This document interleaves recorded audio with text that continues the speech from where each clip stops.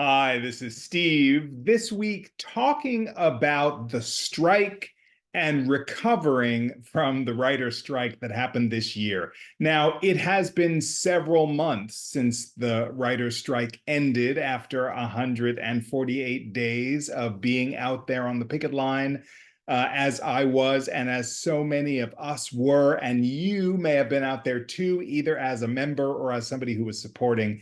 And I'm here to say I was talking to a number of people tonight. I was in a group meeting where we were talking about the sense, the feeling that so many of us, and this is absolutely true for me, are still exhausted from the strike. It was a difficult and in some ways traumatic and trying time to go for that 5 months out there, many times a week, 3 times a week in my case, and also as a WGA captain, communicating to different writers and sending emails out to about 30 writers every week to keep them up to date, and also feeling the pressure and the tense feelings around what's going to happen financially, what's going to happen career-wise, what's going to happen writing-wise.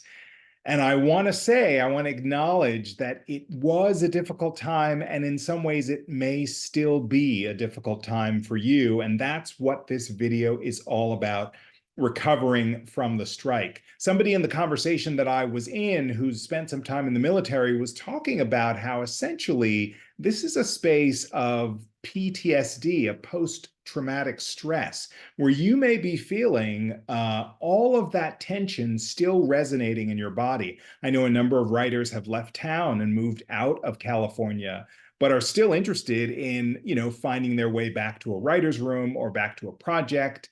All of those things are happening. Some people went back to work right away, as I did, without having any break or vacation. Some people came out of that period and then went back to unemployment, or thought they had a job or a project that then suddenly disappeared. Either they were let go, or the job was, dismissed, or the studio or network decided not to proceed. And I know that's been happening a lot for many people out there, and it might be happening for you.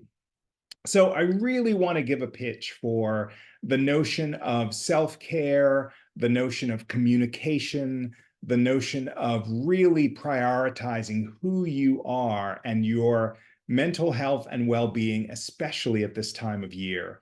It can be really stressful at the holidays, which, we're going through right now. And also there are crazy things happening in the world with, wars overseas, and all sorts of the normal challenges that we have every year, like, poverty and homelessness and economic issues and all of those things. And so I say this not to bum you out, but I do say this to acknowledge that this is also part of the writing life. We as artists, we as creators have made our way toward something, toward some ideal.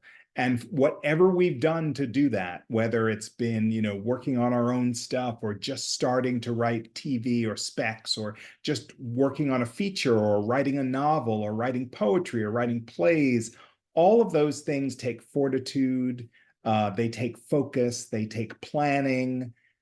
And it's difficult when you look at those things, those creative things that you're really interested in doing, and there's suddenly some sort of blockage, like the strike, something where you need to put all of that on pause and kind of wait for the real world to show up to support your work. And that really has been and is what the strike was for a lot of us, and many of us haven't yet recovered. So I've been reading a really fascinating book called Laziness Does Not Exist. And it's one of many books out there that talk about our society and how, in some ways, we push ourselves to do, do, do, do, do.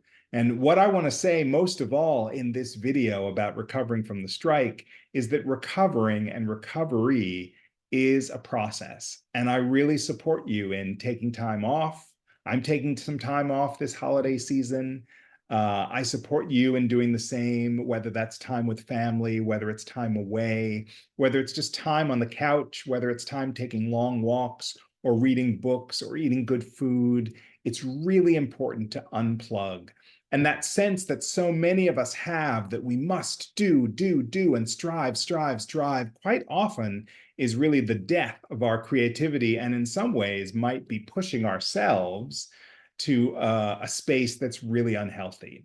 So whatever you can do, whether it's gathering with friends for support, whether it's making plans to unplug or go away, whether it's a practice of meditation or prayer, whether it's journaling, whether it's jogging or exercise, I really support you, especially in this time of year, as you unplug, as you recover from being on strike, whether you were on the picket lines or not, whether you're a union writer or not, but just to recognize that there is time this holiday season, and hopefully every day of your life and every week of your life, to take good care of yourself.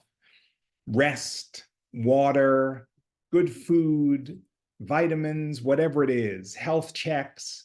Because when we invest in these things for ourselves as people, recognizing that all of our creativity comes out of this human being that we are, once we take care of that human being, then I believe our art, our work, the quality of the work, and the time that we spend on it is only going to get better and more fruitful. So I really support you in taking time to unplug and relax. Recognize that you are probably still recovering from the difficulty that was the WGA strike or the SAG-AFTRA strike, and you deserve to relax, to take time to take care of yourself. If this video is helpful to you, please give it a thumbs up. Also subscribe to this channel so that you can get all the juicy goodness every single week.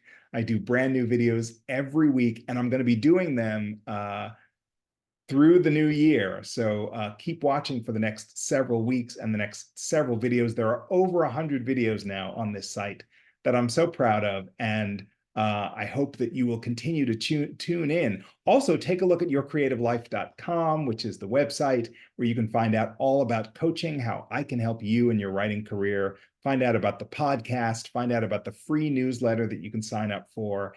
There's a link to this YouTube page and all sorts of juicy, helpful goodness that is there for the taking. So thanks for watching, and I'll see you next time.